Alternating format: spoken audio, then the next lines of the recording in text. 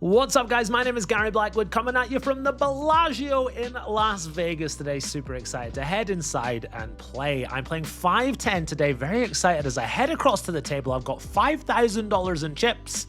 I'm only buying in for $1,500, but you guys know me. I need my rebuys. The table isn't straddling, and there are no non-pros that are deep, so $1,500 will do. Very first hand of the session, I have posted in the cutoff, and I pick up 9-8 of hearts. We're six-handed, and under the gun is going to raise to $20. This seems a bit weak to me considering I have posted, so I decided to put in the re-raise here. I make it $60 to go. Action is on the big blind. He's an unknown reggae looking fella, and he's going to put in the cold 4-bet. He makes it $200 to go. Action is back on me, and we don't love calling 4-bets with this hand because when it comes down Queen Jack 10 and my opponent's got Ace King, we feel a little bit silly. But still, $1,500 deep. I'm getting a decent price. I'm in position. I decide to make the call. Here we go. Heads up to the flop, and it comes down 8-3-3 rainbow with 1 heart. Decent-ish start with top pair. My opponent bets out for $180. I like his size here. I have mentally tagged him as a good reg. Anyway, not folding top pair for $180. I make the call. Turn is the king of clubs, bringing a flush draw, and now my opponent bets out for $200. I really like my opponent's sizing scheme throughout this hand. This feels kind of close, but I've got pocket 8s, pocket aces, ace king, and I've also got hands like ace queen of clubs to continue with here, so 9-8 I decide to just let it go. Really nice line by my opponent. And yeah, losing the first pot of the day. Next up, I've got king 9 of spades in the hijack. I raise it on up to $30. Big blind is a Portuguese reggae looking fella, and he has also just scanned the QR code on my poker chip, which takes him to my YouTube channel, so hoping he's a new subscriber to the channel. Anyway, he puts in the re-raise. He makes it $140 to go. Like I say, he's been playing pretty solid. I assume he's just going to be like an online reg or something. So I spin the wheel for low frequency 4-bet. I spin for 25% 4-bet, and I managed to find it. I make it $320 to go. My opponent is going to think it over for a few seconds and then makes the call. Here we go. Heads up to the flop. Very big pot here. And it comes down 5-4 deuce with 2 diamonds and 1 club. Not an amazing flop for my hand at all, but I do have the backdoor flush draw working for me. So I bet out for $320. My opponent really thinks over his options. Eventually, he bows his head and lets his hand go. I'm going to just muck this one face down, tempted to windmill it, but I do just muck it face down. After the hand, me and my opponent discuss what would have been a good card for me to show after I had won the pot. But you didn't show. I know, I was like, what is a good card to show? Like a 9 is a good card to show. I don't think you have a 9. You'd have to be very good to have a 9 now. I am full to the brim of boyish glee at this table talk, especially because I mucked face down. It's just really enjoyable for me and me only. But yeah, anyway, moving on now, I've got pocket queens in the low jack. I raise it on up to $30. There is a player in the game who can only be described by 3 words: old man coffee. Sums him up perfectly. Anyway, he is going to make it $130 to go. It's a big 3-bet, but I've got pocket queens. I'm not folding. I make the call. I'm going to flop a full house here, but it's 5-5-5. It's not queen 5-5, unfortunately. I check it on over to my opponent, and he bets pretty big here. He bets out for $200. This is a little scary. Maybe really world-class players can get away from this on the flop, but I'm not good enough to fold queens here. I go ahead and make the call. Turn is a 9. I check it on over to my opponent. I'm probably going to fold on the turn if he bombs it, but he very quickly just checks back on the turn. River is a 3, and this is a pretty interesting spot now. I don't think my opponent is ever going to have aces or kings, and I don't think an OMC is going to call ace high, so I don't see the point in betting like really small and try and get a crying call. So I think I'm just going to size up here and try and get a crying call, targeting hands like jacks or maybe pocket 10s. I bet out for $500. I get snap called. I announce queens, and my opponent shows me pocket kings. Very surprised to see that.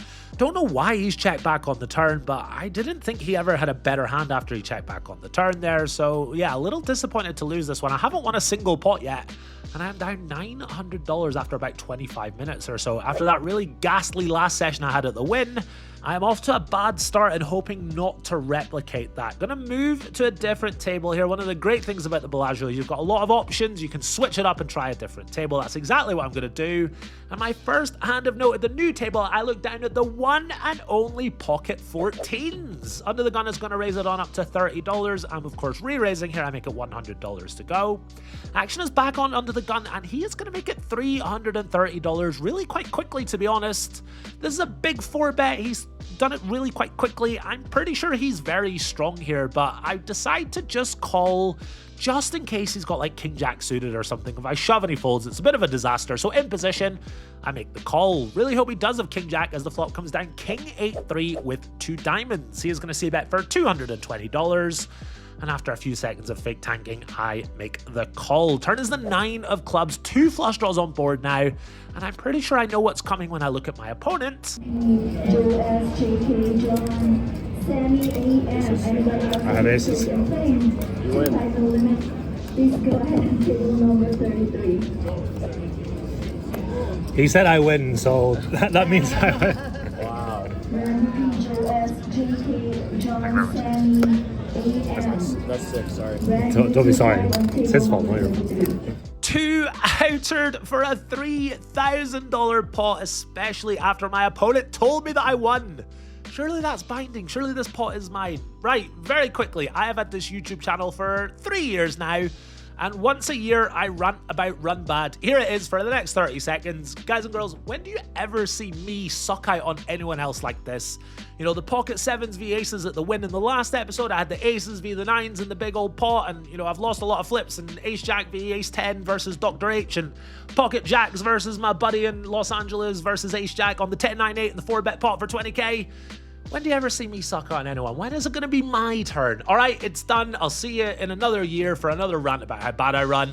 Sigh. Down 2.4k for the session. Game is a little gritty, a little grindy, and I do spot a pretty good looking 5-10 a few tables over, so I decide to table change again. Tiny bit shameless, but this table is much better. First hand of note, I've got pocket 9s in the cutoff. Early position has raised it on up to $30. He's a bit of a loose goose. And I'm going to put in the re-raise. I make it $100 to go with my pocket 9s. He is going to make it $300 to go, and we're like $1,600 effective. I decide to call here, but I think this is a mistake in hindsight. Maybe a little tilted at the aces v ace king hand. I think we should just let this one go. But anyway, I do make the call, and we see the flop come down Jack 8-7 with 2 clubs. I've got second pair and a gut shot, and my opponent bets pretty big. He bets out for $400 with the gut shot. Is this close? Should I just be folding here on the flop? Am I maybe a little bit tilted from the last hand? Don't know. I did think about it in game, and I did decide that this is okay to make the call. Turn is an interesting one. It's an offsuit 5 to give me the double gutter, and now my opponent moves all in. He shoves all in for $940. I could be ahead here. Probably not, but if I am behind, I'm getting a relatively reasonable price with my out, so I decide that we have to make the call here on the turn. It's a really interesting hand, but I am going to make the call. The river is an ace, and my opponent says that if I have an ace, I'm good, as he turns over pocket kings. He's standing up, fully convinced that I've got an ace. I tell him, nope, I do not have an ace. Your kings are good, and he sits back down, very, very relieved. Really interesting hand here. Maybe I was just a bit tilted from the last hand. Maybe it's a well-played hand. It's probably somewhere in between. But yeah, I'm down $4,000 and really not having a great time here, but at least I have got the straddle on. I say round of straddles, guys. The table says yes. I put the straddle on, and it survives, which is absolutely fantastic. Next up, I've got pocket queens in the small blind. Under the gun has raised it on up to $50, and non-pro is going to call in middle position, and I make it $260 to go. Under the gun is going to make the call here. He's the guy that had the ace king earlier, and as he makes a call, he actually tells me that he owes me one. All right, buddy, I'm going to collect this right here, right now. We go heads up to the flop. It comes down 6-3 deuce with 2 diamonds. Easy c-bet here with queens. If I want to do any checking, it's going to be with pocket aces. I bet out for $300, and my opponent is going to make the call here. Turn is an 8, and I see no reason not to slow down. I bet out for $500, setting up for the river jam if my opponent calls. If he does call, the stack to pot ratio is going to be about 0.5 on the river, so I like my turn size here. Sure enough, he is going to make the call. What's the most interesting river in the deck? I'll tell you what it is. It is the Queen of Diamonds. I make top sets. All throughout the hand, I was thinking to myself, please don't have a set, please don't have a set, please don't have a set. And now I'm thinking, please have a set, please have a set, please have a set. I'm getting ready to shove. And if this guy snap calls with like ace jack of diamonds, I'm going to flip the goddamn table. All in. Thank God, fade the snap call. My opponent actually looks quite frustrated and a little uncomfortable now. I know that he does not have a flush, of course. I'm praying that he's just like nit rolling with pocket 8s or something like that. He tanks for a very long time. Eventually, he is just gonna let it go. A little anticlimactic after I faded that snap call on the river. But yeah, it tells me later in pocket tens. I didn't catch this guy's name. He was a really nice, really friendly guy. I had a lot of fun playing with him for hours. If you are out there watching, feel free to get in touch and we can be poker buddies. All right, moving on to the next hand. I've got 6-4 of diamonds in the cutoff. This is a bit of a loose open that you're seeing here, but the button is holding his cards in a way that tells me he's about to fold. So I raise it on up to $50. I'm just going to assume it's my button here. Sure enough, I do raise. Button gets out of the way. Straddle is going to make the call. He's the guy that I had the 9s against earlier. We see the flop come down queen, 10-7 rainbow, and I decide to c-bet. I bet out for $40, and he makes a fairly quick call. Turn is an offsuit 4. He checks it on over to me. I check it on back. What's a really fun river? I'll tell you, another 4. Lovely runner here. My opponent is going to bet out for $110, and I put in the raise. I try and tell him exactly what I've got. I make it $440 to go. Just a little bit of banter. I don't think a non-pro is going to read into this. He sighs. He fiddles with his chips. It looks like he's plucking up the courage to make the call, and sure enough, he sticks it in. Let's go. I turn over my hand, and this player is really not happy. He immediately stands up and goes to grab racks. Bit of an overreaction if you ask me, but yeah, another nice pot coming my way. I was stuck $4,000 about 30 minutes ago, and I've managed to claw over half of that back. Pretty good going, and let's absolutely keep that going. Unfortunately for me, half the table is going to leave. We're going to get a bunch of new players, and the straddle is unfortunately going to die. It was a lot of fun when we had it on, but one player doesn't want to straddle. That is completely fine. Next up, I've got pocket 6s in the cutoff. I raise it on up to $40. This is a misclick. I was trying to raise to 50. I forgot the straddle wasn't on. I've somehow raised to $40, but yeah, I've raised it on up to $40. The big blind is the new player to the game. He is going to put in the re-raise. He makes it $240 to go. He's a regular looking fella, and we're like 2.5k deep here, so it's a bit of a big 3-bet, but I decide to make the call here in position. Glad I did, as it comes down 10-6-5 with 2 spades.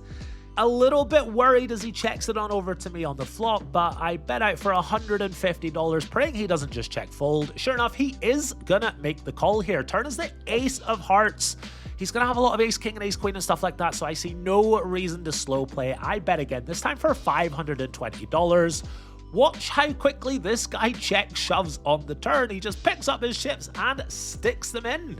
All right, I've got a set. I guess I call. He says once or twice. I say it's up to you.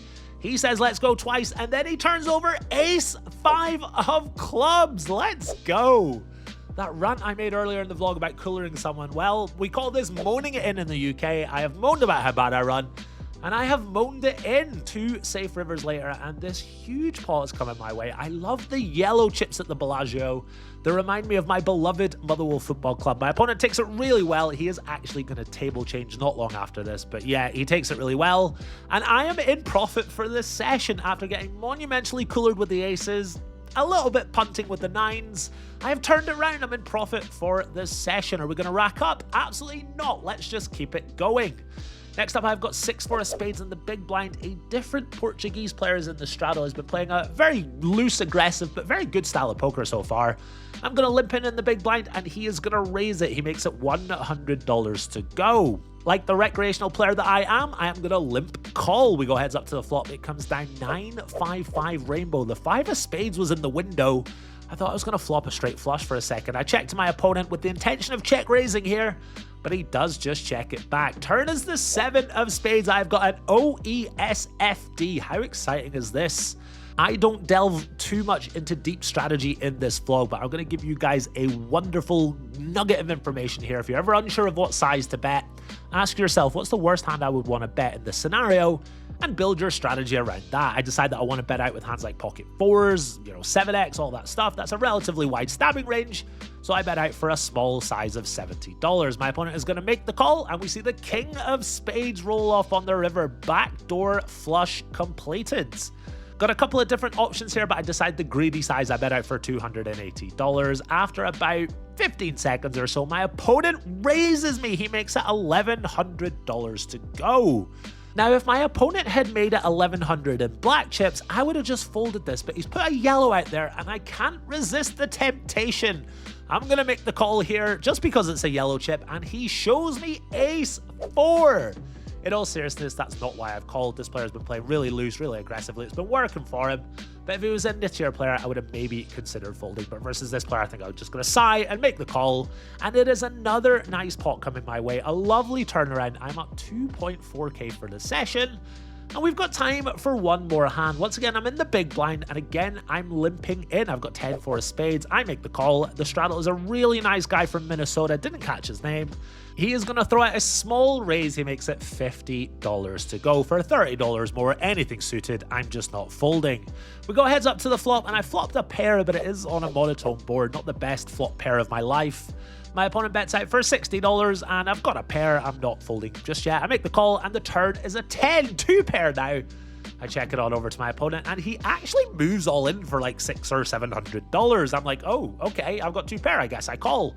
He shows me the ace of hearts. I say, do you want to go once or twice? He's like, whoa, we can do that here. I'm like, yeah, man, it's a Bellagio. You can do whatever you want. He's like, let's go twice. So we do run it twice. Good first river, good second river. I am going to beat his ace-3 offsuit. He had a lot of outs, but he could not get there, and it is another nice pot coming my way. Really, really nice turnaround. I was down 4K. I was a bit worried about having another big losing day, and I have managed to turn it around and book a win of 2.8K. Not long after this hand, I tap the table and head out into the Vegas evening. It's Friday night in Vegas, so naturally I'm looking for strippers and cocaine. Just kidding, obviously I'm 35 now. I'm looking for some good food and then a good night's sleep. Guys and girls, I really hope you've enjoyed this episode. If you have, why not check out my latest episode where I flopped a royal flush. It was absolutely incredible. Thank you very much as always for watching. And quick spoiler alert, the next vlog that you see from me is going to be absolutely incredible. You don't want to miss it.